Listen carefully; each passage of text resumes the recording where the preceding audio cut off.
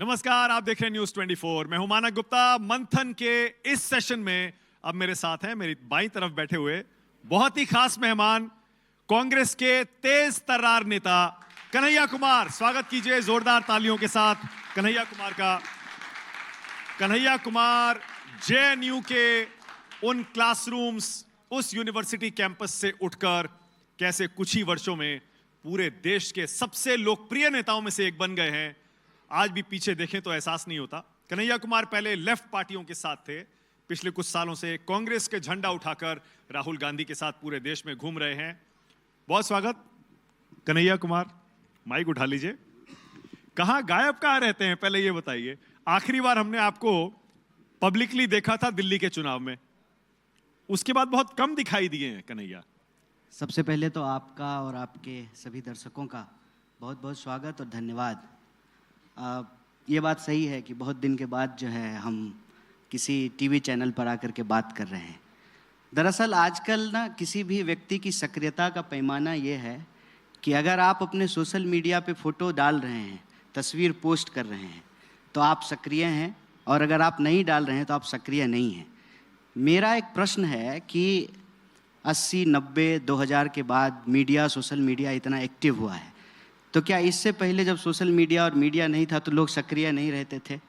आजकल तो झूठ ज़्यादा है कि आप कहीं मत जाइए, घर में बैठे रहिए और दिन भर फोटो डालते रहिए तो लोगों को लगेगा कि आप बहुत सक्रिय हैं। लेकिन आप दिन भर मेहनत कीजिए, लोगों के बीच जाके काम कीजिए, पैदल यात्रा कीजिए, जनता के बीच में काम कीजिए, लेकिन तस्वीर अगर पोस्ट नहीं कीजिए तो ऐसा लगेगा कि आप गायब हो गए। अच्छा, मेरे कहने का मतलब ये था कि मीडिया और सोशल मीडिया से कहां गायब है। हाँ, ये बात ठीक है। मुझे ये पता है कि आप अपनी पार्टी की तरफ से पूरे देश में घूम रहे हैं। महाराष्ट्र में आपने प्रचार किया, हरियाणा में आपने प्रचार किया, झारखंड में आपने प्रचार किया, सब जगह आप घूमे। प्रचार एक हिस्सा होता है राजनीति का, थिएट्रिक्स एक पार्ट होता है पॉलिटिक्स का।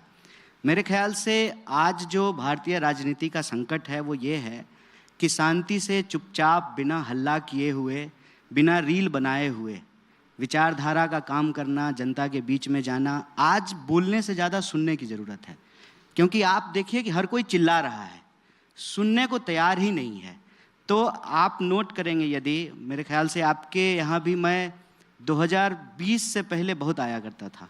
2020 के बाद मैं जानबूझ करके, ऐसा नहीं है कि आप नहीं बुलाते हैं, बड़ी मोहब्बत है आपकी, आप अक्सर बुलाते रहते हैं, लेकिन मैं थोड़ा आना कम कर दिया। एक बार बीच में आए थे बस वो इंटरव्यू के लिए, उसके बाद शायद अब आना हो रहा है। तो सवालों का सिलसिला शुरू करते हैं। जरूर। मैंने पहला सवाल जहां से शुरू किया, दिल्ली का चुनाव जब आप हारे मनोज तिवारी के खिलाफ, उस हार के झटके से क्या उबर गए हैं कन्हैया कुमार? क्योंकि लगातार दूसरा चुनाव हारे आप। देखिए, हारना हमारे लिए कोई नई बात नहीं है, क्योंकि जिसको आप हार कह रहे हैं ना, हम उसको हार की तरह देखते नहीं हैं। संख्या बल के हिसाब से हम जरूर हार रहे हैं, लेकिन मैं हमेशा राजनीति को, जैसा कि कहा आपको, कि विचार के केंद्र में रख करके देखते हैं। और हमको दिन ब दिन लगता है कि हम जो बातें यूनिवर्सिटी में किया करते थे, आज पूरे देश की राजनीति के केंद्र में है। हम कहते थे 2014 में, और आप निकाल करके देख लीजिए, यूट्यूब पे होगा, आपके चैनल के आर्काइव पे होगा, 2014 में यूनिवर्सिटी में जो हम लोग बात कहा करते थे, वो सारी बातें आज सच हो गई है। राजनीति की जो विमर्श का केंद्र है, उसमें वो सारी बातें आ गई है।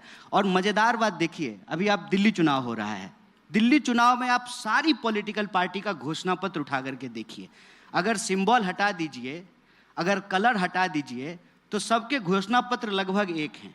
जो बीजेपी कल तक कह रही थी कि अरविंद केजरीवाल जी रेवरी बांट रहे हैं, ये रेवरी की पॉलिटिक्स है, तो अगर ये रेवरी की पॉलिटिक्स है तो रेवरी की पॉलिटिक्स आज भारतीय राजनीति के विमर्श के केंद्र में है। हर कोई जो है फ्री बिजली देने की बात कर रहा है, हर कोई फ्री एजुकेशन देने की बात कर रहा है, बस फ्री करने की बात कर रहा है। हम जब 2014 में ये बात बोलते थे, आपके चैनल पे जो हमारे विरोधी होते थे अक्सर कहते थे कि ये मुफ्त में आप देने की क्यों बात करते हैं। हमने कहा कि मुफ्त में देने की बात नहीं करते हैं, हम हक की बात करते हैं। हक ये है कि अगर हम टैक्स दे रहे हैं, और देखिए एक मिडिल क्लास टैक्स दे रहा है, मिडिल क्लास टैक्स भर रहा है, और कर्जे की माफ़ी जो है बड़े बड़े अमीरों की हो रही है, तो हम कहते थे कि देश इस मॉडल पे सस्टेन नहीं करेगा। अगर आपको देश को सस्टेन कराना है, जैसे हमारा शरीर है, हमारी नाक बहुत लंबी हो जाए तो ये विकलांगता की निशानी है। संतुलन बहुत जरूरी होता है। लोकतंत्र में कोई बहुत अमीर हो जाए और कोई बहुत गरीब हो जाए, इससे राजनीति चलेगी। अच्छा, मैं तो जो मुद्दे हम उठाया करते थे, संविधान की बात, किसान की बात, नौजवान की बात, नौकरियों की बात, वेलफेयर की बात, वो राजनीति के विमर्श के अच्छा, मैं केंद्र में उसके मुद्दे पर बाद तो में मैं आऊंगा। संख्या बल में हारा हूं, आपकी बात ठीक है, लेकिन मैं अच्छा, कहता क्या हूं कि वजह जब क्या मोदी रही? जी कहते हैं कि 80 करोड़ लोगों को हम अनाज दे रहे हैं, तो ये हमारी हार नहीं है, हमारी जीत ठीक है, है। जब वो वेलफेयर की पॉलिटिक्स पर लौट थोड़ा करके सा आते हैं। बताइए ना, क्या हुआ कि आम आदमी पार्टी से गठबंधन करने के बाद भी लोकसभा में आप 7 सीटें हारे और आप अपना चुनाव, हालांकि वोट आपने बहुत लिए थे, अच्छे खासे मोदी जी वोट। से ज्यादा वोट आया है हमको। मजाक नहीं कर रहे हैं, आप वोट काउंट करके देख लीजिए, मोदी जी से ज्यादा वोट आया है। अच्छा खासा वोट आया, वही मैं कह रहा हूं। पर उस हार का विश्लेषण आपने किया, क्या हुआ कि आप भी हारे और दिल्ली में 7 सीटें हारे गठबंधन के बावजूद? देखिए, चुनाव मैं कह रहा हूं कि संख्या बल के आधार पर बीजेपी 2014 में भी जीती, 19 में भी जीती, 24 में भी जीती है, इसमें कोई दो राय नहीं है। स्वाभाविक रूप से अगर आप राजनीति को क्रिकेट मैच की तरह देखेंगे, अगर इंडिया हारेगा तो ऑस्ट्रेलिया जीत जाएगा। अभी जो है बॉर्डर गवास्कर ट्रॉफी में क्या हुआ, हम हारे, वो जीत गए। लेकिन राजनीति को ना क्रिकेट मैच की तरह देखना नहीं चाहिए। राजनीति हमेशा जो है मुद्दों की होती है, विचारों की होती है, विमर्श का होता है। हमारा ये कहना है कि मोदी जी जब मुख्यमंत्री थे, वो जो बोला करते थे, और आज जब वो तीसरी बार प्रधानमंत्री हैं, तो दोनों बात को मिला करके देखिए कि वो हारे हैं कि वो जीते हैं। वो कहा करते थे कि हम जब आएंगे तो मनरेगा को समाप्त कर देंगे, है हिम्मत, करेंगे मनरेगा को समाप्त। कहते थे कि ये मुफ्त में चीजें क्यों बांटी जा रही है, और 2024 के चुनाव का पोस्टर मैं आपको याद दिलाना चाहता हूं, 80 करोड़ जनता को जो है 5 किलो अनाज दिया जा रहा है। देखिए, हार का अगर विश्लेषण करना है तो हमेशा विश्लेषण इस बात का करना चाहिए कि हम हार कहाँ रहे हैं। हम हार रहे हैं जब इस देश के लोकतांत्रिक संस्थाओं को कैप्चर किया जा रहा है। हम हारे हैं जब इस देश के मुख्य जो चुनाव आयुक्त हैं, उनकी जो नियुक्ति हो रही है, उसकी प्रक्रिया बदल दी। ऐसा लग रहा है मॉरल विक्ट्री क्लेम कर रहे हैं, चुनाव नहीं, में हम जीत होती आइडियोलॉजिकल नहीं है। विक्ट्री क्लेम कर रहे हैं और आइडियोलॉजिकल डिफीट भी एक्सेप्ट कर रहे हैं। आइडियोलॉजिकल डिफीट हम वहां एक्सेप्ट कर रहे हैं कि इस देश की लोकतांत्रिक संस्थाएं कमजोर हुई है। आप किसी भी नौजवान से बात कर लीजिए, इनकी उम्र में हम ना सरकार पे उंगली उठाते थे। आज धीरे धीरे हमारी मानसिकता ऐसे बना दी गई है कि ये हमारा पर्सनल फेलियर है, हमको एंजाइटी हो गई है, हमको डिप्रेशन हो गया है, हम मेहनत नहीं कर पाए हैं। अरे भाई, सिस्टम का भी दोष है। 300 सीट है और 3 लाख लोग एग्जाम देगा तो होगा किसी 300 का ही ना। सिस्टम पे सवाल उठाना बंद हो गया है, वहां हम हारे हैं।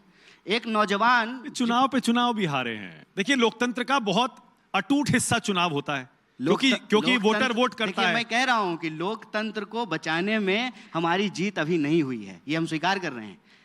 इसको हम कहां, पर चुनाव में भी जीत नहीं हो रही है, उसका अनुनाश्रय संबंध है। मेरा ये कहना है कि चुनाव जीत भी जाइए, अगर लोकतांत्रिक संस्थाएं नहीं भाई बचे। चुनाव जीतेंगे तो लोकतंत्र बचा लेंगे। भाई लोकतंत्र बचाने के लिए आपको सत्ता में आना पड़ेगा। अच्छा, अगर लोकतांत्रिक संस्थाओं को आजाद करना है, जैसा आप कहते हैं। रूस में चुनाव होता है ना, पुतिन लगातार चुनाव जीत रहे हैं ना, 90% वोट लेकर के चुनाव जीत रहे हैं। आप इसको कैसे देखते हैं? मतलब लोकतंत्र में चुनाव जो है वो एक दूसरे से जुड़ा हुआ मामला है। आप सिर्फ चुनाव के आधार पर रूस से तुलना कर रहे हैं आप हिंदुस्तान की? तानाशाही आ गई है क्या? मैंने कोई खराब तुलना थोड़ी है। वहां लोकतंत्र कहाँ है? लोकतंत्र रूस में लोकतंत्र नहीं है।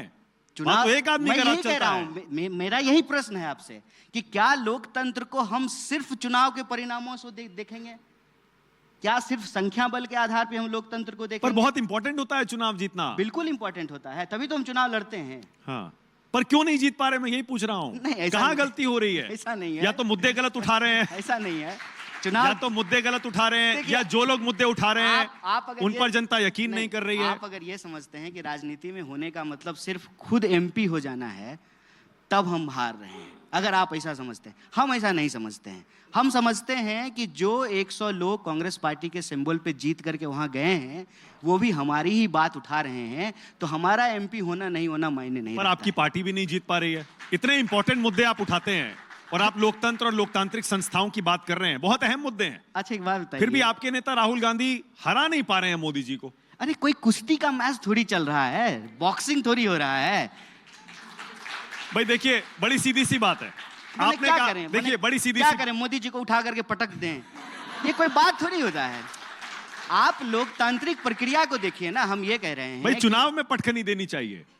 अगर आप ये चाहते हैं कि आप सत्ता में आए और लोकतंत्र को आजाद कराएं, क्योंकि आपके हिसाब से वो नहीं, बेड़ियों में है। मैं कह रहा हूं कि लोकतांत्रिक संस्थाएं पिछले कुछ सालों में, कुछ दशकों में कमजोर हुई है। जिस तरह से हर चीज का, सत्ता का केंद्रीकरण हो रहा है, पूंजी का केंद्रीकरण हो रहा है, ये किसी भी लोकतांत्रिक देश और समाज के लिए अच्छा क्या नहीं। इसी मैं वजह एक से हार example रहे हैं देता चुनाव? हूं। क्या इसी वजह से आपको लगता है वो चुनाव भी हार एक रहे हैं? वजह है। मैं इसका एक एग्जाम्पल देता हूं। देखिए, हर टीवी चैनल पर सरकार के लोग जाकर के कह रहे हैं कि हम 5 ट्रिलियन